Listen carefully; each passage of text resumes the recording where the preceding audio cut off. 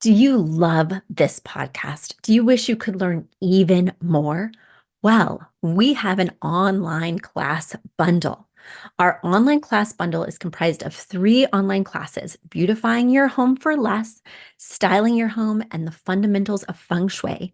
Each one of those 3 classes is between 30 and 45 minutes long and chock filled with visuals and tips, things that will help you to style your own space or help out with other spaces. Additionally, with the pack of 3 classes, you get an autographed copy of my book, Affordable Interior Design. You get all of that for only $99. Once again, that's the 3 online classes as well as the book for only $99. You just go to affordableinteriordesign.com/classes. Once again, affordableinteriordesign.com/classes to buy your bundle today.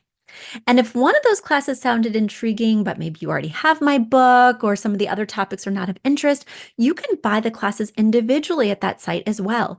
Each class is $40. So head over to affordableinteriordesign.com/classes to get your bundle or your online class today.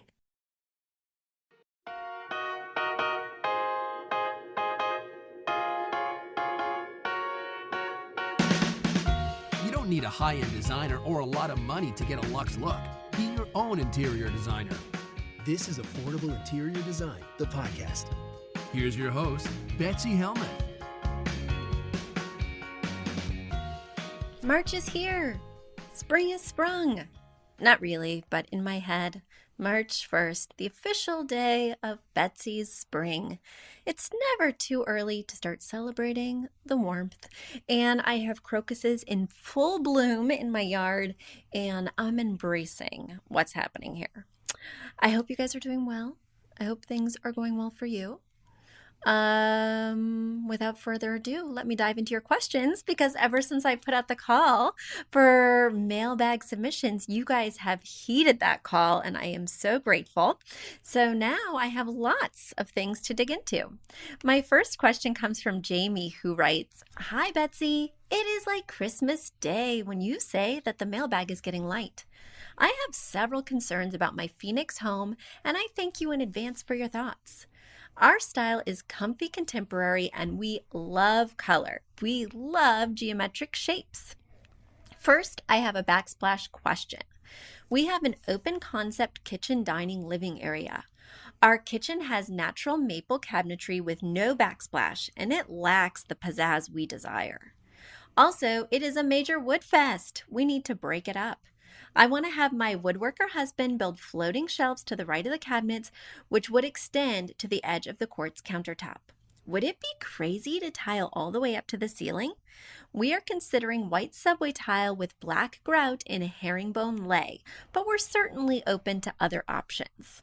All right, Jamie, I'm going to dig into this first question. So I'm looking at the pictures of your kitchen. Thanks so much for sending those in. I do agree that this could use a backsplash. It is very open to your living room. It's quite conspicuous, and there's no delineation between the edge of the kitchen and the start of the living room besides this peninsula countertop. I do not think that it is appropriate for you to go all the way up to the ceiling with the tile for that reason. If there was a wall, a cutoff, I might be open to it. But the other thing that's giving me pause is that above your cabinets, there is a space of about 10 inches. Your cabinets do not go all the way up to the ceiling. If you were to tile all the way up to the ceiling, well, you'd have to go above those countertops, making that gap up there even more conspicuous. I only like people to tile all the way up to the ceiling if your cabinets go up to the ceiling, because otherwise you're going to have to tile that weird little strip and it's going to look bizarre. The other thing that I think will look bizarre is if you do these floating shelves. I'm open to it, but after listening to my episodes, Jamie, don't you know by now, floating shelves are not my bag. It's tchotchke land. What are you going to put on there? How is it going to be appealing? How is it going to help transition you from the kitchen to the living room? if you feel you can make them look appealing and you do have a woodworking husband, I'm open to it. Otherwise, I would say just end the tile at the bottom of the cabinets and be on your way in terms of that backsplash. If you do choose to do the floating shelves, which I'm not entirely opposed to, but I'm also not super enthusiastic about, the good thing about doing them is, okay, I'm trying to think of a good thing about doing them. I don't know. Maybe you could extend the backsplash underneath the bottom shelf if, say, it were in line with the bottom of the cabinet. That might make some kind of visual sense and seem to elongate your kitchen. Other than that, I don't see the allure. So, Jamie, I hope I answered that question. Let's move on to your next one. Second, you write, my peninsula question. I have seen some peninsulas with tile on the backside, and I want to do this to ours if you agree. I have children who like to kick while they are at the bar, so this could be a great way to protect the cabinets while offering design and breaking up all that wood. I'm thinking black and white triangles would be the best. It would be nice to consider different tile, or should we murder this idea altogether? Jamie, you are combining two of my favorite things, crime and tile. Yes, I cannot wait. By the way, little shout out, little plug for CrimeCon 2020. I will be there in Orlando May 1st through 3rd, and I will be there with my clues, my questions for all my favorite investigators. Perhaps I'll see you there. So if you see me with my tote bag and my name badge, feel free to stop me in the halls of the Orlando Convention Center and say, hey. All right, let's get back to your tile question. So, this brings me or reminds me that you asked another question or you brought something up in your first question, and I want to address it. You said you were going to do white subway tile and herringbone pattern with black grout. White subway tile is kind of uninspired for me. It's really sold out. It's super cheap. I think it's going to look, even though classic subway tile will maybe never be outdated, I think it's going to look a little overplayed in about 5 to 10 years. In my opinion, it looks overplayed right now. The only redeeming quality here is that you are going to put it in a herringbone pattern, so at least it will look somewhat more interesting than everyday subway tile that's brick laid or alternating. Because there's not so much space between the bottom of the cabinet and where the backsplash would be, because it's kind of a smaller space, you'd want smaller tiles. So the typical subway tile format at 3x6 is really the biggest I would go. And I do feel because you have such a small space back there that the herringbone pattern is going to get cut up quite a bit, so it might lose its impact. I really don't like the idea of you using black grout with white subway tile. It is a look. It is a look that really works in kind of an old-fashioned space, like let's say a brick oven pizza restaurant, let's say a vintage Brooklyn bagel store, but the contrast is just too high, especially because you have stainless steel and brushed nickel hardware in your kitchen. And so I really would prefer you go with something more subtle, like a gray grout. I don't love a white grout in a kitchen because there is a lot of splash, right? Whether it's marinara sauce or grease, and grout, even if it's grout that's washable, can easily absorb those stains. So I do think picking something that's not white is a great idea. I think black is too severe. Heed my warning. Let's talk about the peninsula. So yes, tiling under a peninsula is a popular thing to do. It is a whole lot of look, right? And also most people are not doing it on cabinetry. If you look at pictures of tiled peninsulas online, you will see that most of them are done on a pony wall or a sheetrocked wall and not on the back of cabinetry. I do think it's going to look a little bit weird from the side, and you can easily see the side the minute you walk in the front door because it's such an open concept space. But I think it's going to look unusual that you have brick tile or whatever tile you're planning to do on one face, And then you have the cabinetry on the other face. That being said, the back of your cabinets is not cute. There's this seam cover, right, that comes down and it really breaks up the look and is not all that attractive. So I'm not opposed to putting tile on the back of this in this case, but I would not make it a showpiece with triangular tile. Rather, I would want it to just kind of recede into the background in this case. And what I would do is replicate the tile from the backsplash since there's not very much backsplash. I would just keep it going with what you have. And I do think that the herringbone subway tile would look nice in this instance. So I hope that helped. And again, go for that gray grout. All right, your third question. Betsy, this is my drapes question. In our living room just off the kitchen, we have a sliding glass door with long drapes. These are white with a large navy geometric design running vertically. The walls in front of the house have blinds only right now. This begs the question, should I buy drapes to match the sliding door, or should I just go with plain white or navy? Perhaps I could get away with no drapes on the front window at all. I know that a fully dressed window has both blinds and drapes, but in some circumstances you are fine with blinds only. So I would love to know your thoughts. Yes, your sliding door is right smack dab in the middle of your living room. It looks really weird. I'm just pulling no punches today. It's Saturday and I'm feeling punchy. It looks really weird that you have treated your screen door, which is a mere 8 feet away from these windows in the living room. You must treat these windows with drapes. The blinds were the optional component here. And you must treat them with the same drapes. Now I'm going to call you out because in your pictures, which are very helpful to illustrate this situation, your drapes have a huge puddle on the floor. I mean, I think there's a 6-inch puddle going on here. And unless you are designing a plantation house like Gone with the Wind, unless you are designing a chateau in France, a 6-inch puddle is too much. If anything, you can have 1 inch past the floor, but certainly not all this fabric lying in heaps on your carpeting. So I want you to get these drapes hemmed so that they brush the floor or extend 1 inch past. I want you to do 2 drapes per window on the living room windows. And because these living room windows are a little bit small in width, I would say 30 inches just by eyeballing it, you will want to hang the drapery significantly outside the window on each side so it doesn't encroach on the window and eat up all of your natural light. I would suggest hanging the drapes as high as you've done with the slider, and then hanging them at least 6 to 8 inches out on each side of the window.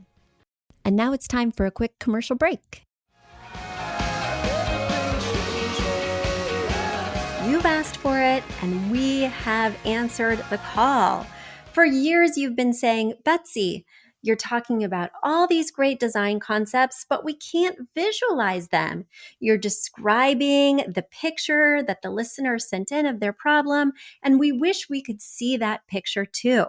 After all, a picture is worth 1,000 words, and I do my best to describe them, but there's nothing like seeing it for yourself. And that's why Affordable Interior Design, the podcast, now has a YouTube channel.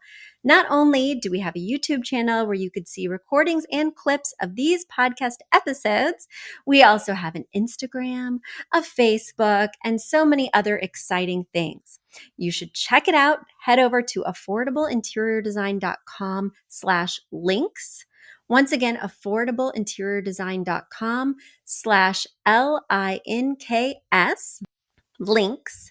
And when you go there, you will see links to our YouTube page, our Instagram page, our Facebook page, and more. Please check it out, follow and subscribe so you can see everything I'm talking about.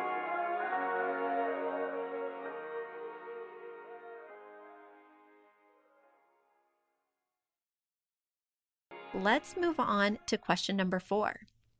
Betsy, my master bedroom headboard and feature wall question. Wow, that is a mouthful. I know that this question title makes you cringe, and I am not wanting an accident wall. But the bed's positioning is begging for a statement wall behind it in between the windows. Am I right? What would you think of framing a large area with wood and wallpapering inside of it in a geometric pattern? Whew. My husband and I will be building us a headboard, and the style, color, and height of it will be TBD.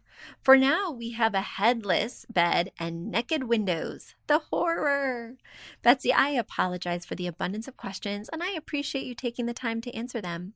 My calla lily light bulbs, or I'm sorry, I've got light bulbs on the brain. My calla lily bulbs just started peeking through too, and it is exciting. Spring is almost here. Thank you for all of your professional insight. I love your podcast. I love your book. Have a great day. Well, Jamie, you're trying to butter me up with all those compliments, but I'm about to give you a smackdown. You have graphic geometric bedding. You may not have graphic geometric wallpaper behind this bed. Now, just because your husband is a woods craftsman, which I am deeply excited about and so grateful for you for, does not mean that you need to trick everything out. In this case, there's already a lot going on the wall behind your bed. There's 2 windows that are between 30 and 36 inches wide. You're going to have nightstands. You have plants. There's a lot already happening here. You may not have an accident wall. You may, however, have a headboard. In fact, I think you should. Now, I also think that you need to treat these windows with drapes because they do look naked and it does make the room feel cold and not cozy. So first, put drapes on the windows. Then you'll see how much space you have left between the 2 windows for that headboard. And then you're going to do just a typical headboard. I do think that bedrooms become wood factories. You've heard me say this before because there tends to be a lot of wood furniture in a bedroom, be it the nightstands, the dressers. Typically, most things made with drawers are going to be made of wood because it's easier to manipulate wooden drawers than, say, metal drawers or acrylic drawers or something like that. So bringing in more wood with a wooden headboard would not be my preferred way to go here. Just buy an upholstered headboard on Wayfair and call it a freaking day. There you go, Jamie. There you go. You asked for it. And I'm very excited about your calla lilies, and thank you for encouraging my early spring enthusiasm. Let me move to my next question, which is from Amy.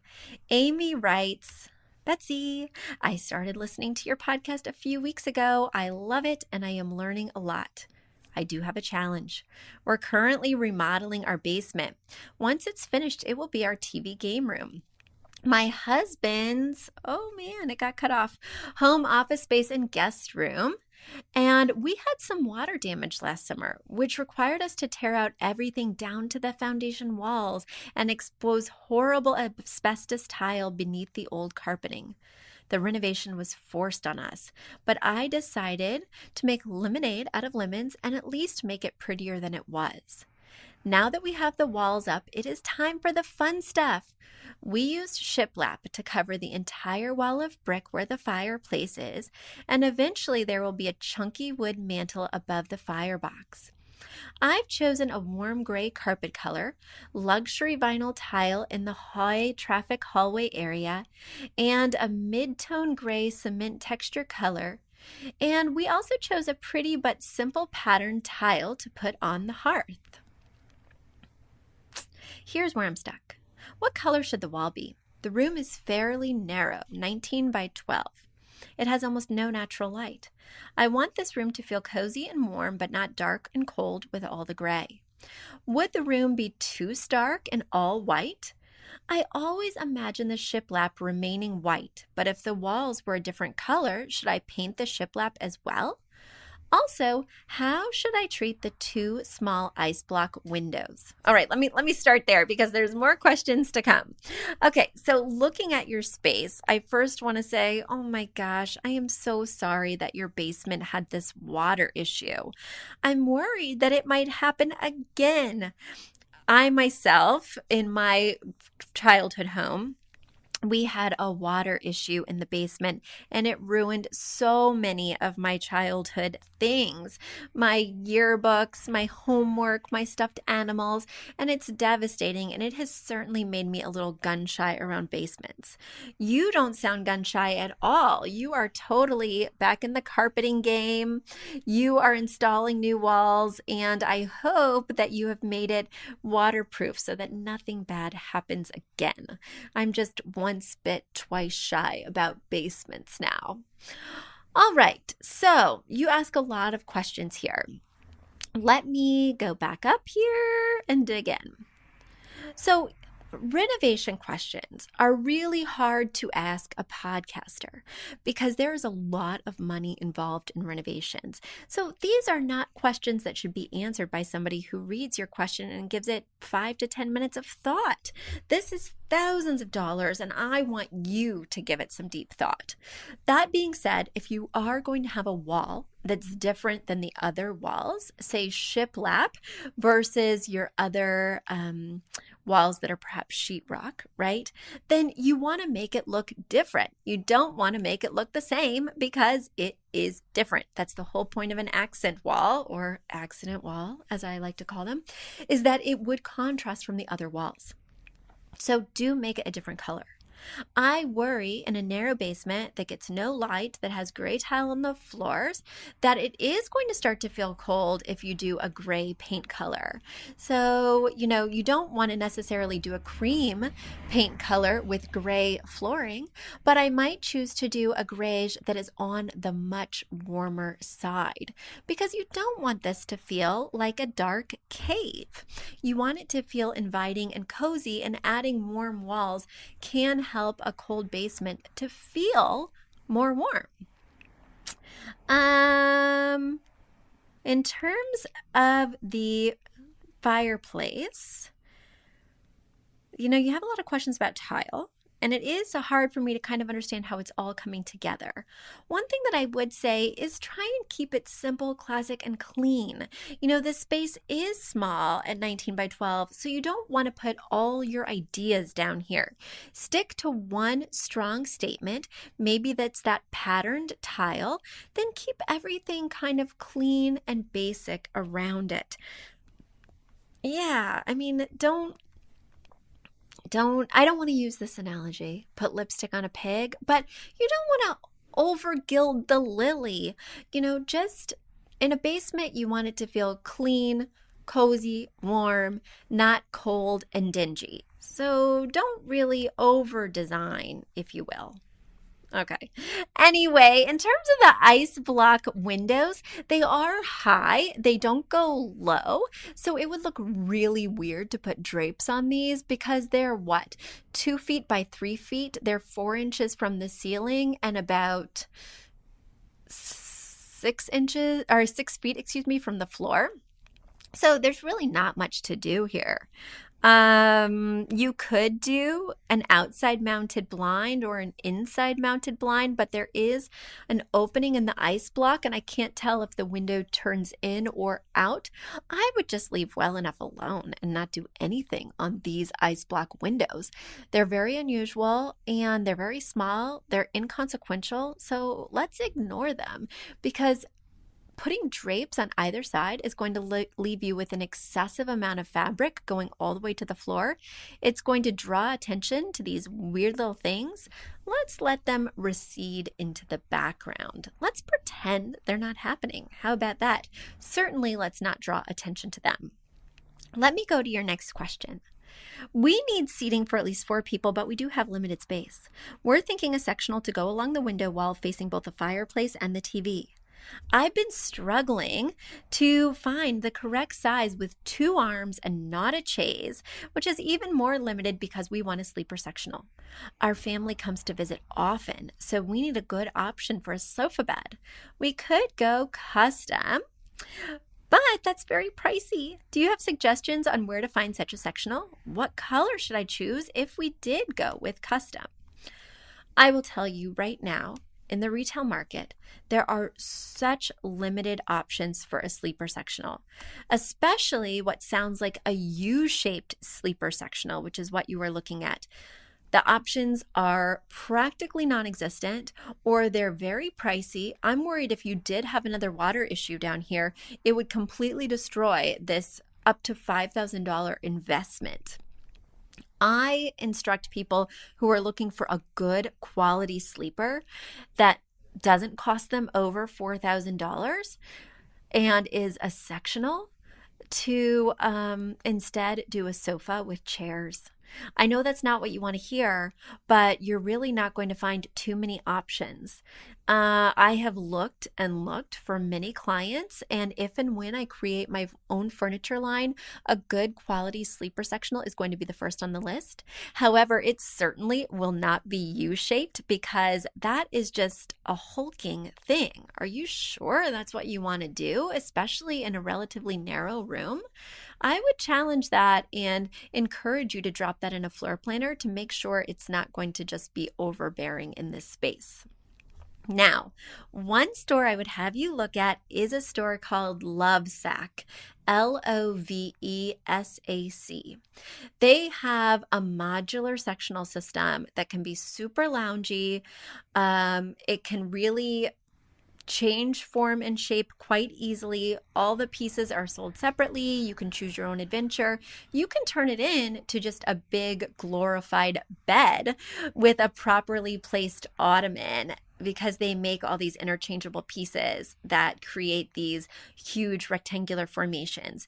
So check out Lovesac because I think it will give you that versatility should you change your mind or should you want this to be more of a flex space and not just always this massive entertaining U-shape thing.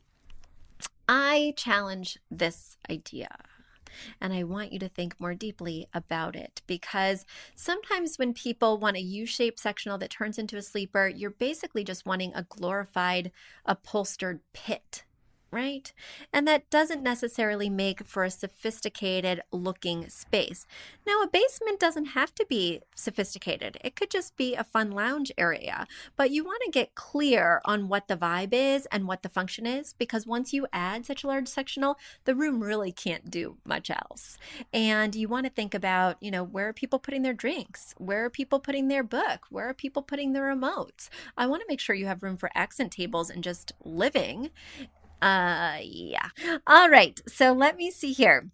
We've been DIYing this entire project after bedtime. Sorry. Whew. Okay. Oh, let me go back to your question. I get so lost in this upholstery pit. I think it's because I'm having a reaction because a lot of my clients want this. And I'm just like, really? Don't you want a gracious home where people could live versus just an upholstery pit? You've already heard me say this, but I want to get up on my high horse one more little time. In terms of the upholstery color, it's such a huge piece that you should not go with a Roy G. Biv color. You should go with a neutral. Again, I don't want too much gray in this room. It's going to start feeling cold and cave-like. So I do want you to infuse it with a warmer neutral, maybe more of that grayish since you do have that gray floor tile. To finish your email, you write, Betsy, I am sorry for the mess. Please excuse the pictures. We're hopefully going to have the carpeting installed soon. Thank you for your help. Amy, don't worry about the mess. I have seen places in all states, and there's no judgment. Judgment-free zone. After working on literally thousands of spaces, from apartments to homes to businesses, I have seen everything from rat infestations to hoarders to just general messiness. And it's all in a day's work. But thanks for warning me. All right, guys, I hope you're having a wonderful week.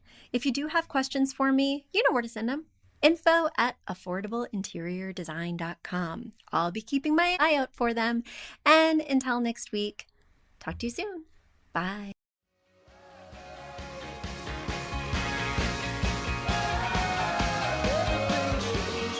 Are you a fan of this podcast? Do you wish there was even more juicy content for you to sink your ears into? Well, there is.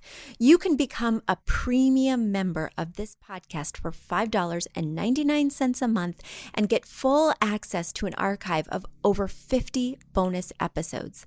Additionally, we release a bonus episode every single month. That's a ton of extra content, including my personal interior design diaries, extra tips, my talking about trends, and so much more.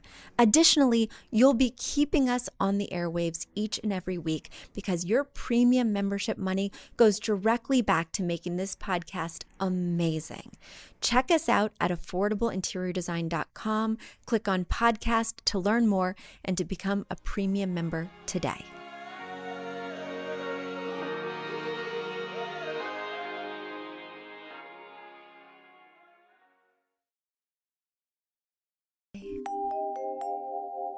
A big thank you to our amazing producer, Catherine Heller, to Aton and the MVCR House Band, and to Affordable Interior Design, the sponsor of this podcast and the premier place to get an amazing look on a budget.